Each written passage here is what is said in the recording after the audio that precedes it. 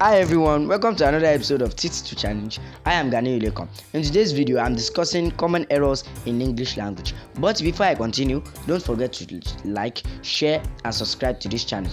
In this episode, I'm discussing the usage of there and there, the usage of lie and lay. So I'm starting with the usage of there and there.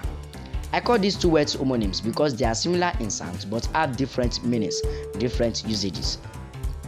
This there is used with helping verbs like are, is, were, etc.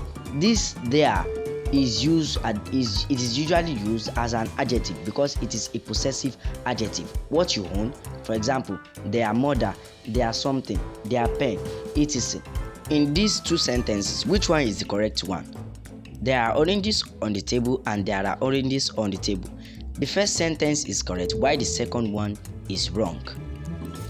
I am their mother and I am their mother. This is correct while this is wrong. So the correct sentences are there are oranges on the table and I am their mother. The second thing I'm discussing is the usage of lie and lay.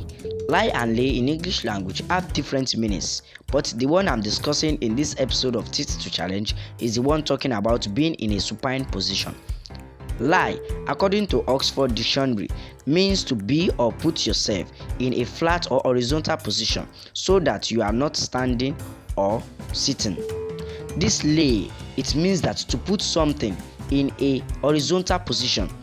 This means that lay is a transitive verb while lie is not. In these two sentences, she lays on the floor and she lies on the floor. I've told you that we lay something while you lie yourself. So, what is the meaning of these two sentences? She lays on the floor or she lies on the floor. Which one is correct? This is wrong while this is correct. Let me quickly discuss their usages in present, past, and past participle because it is also confusing. The present is lie, past is lay, while past participle is laying.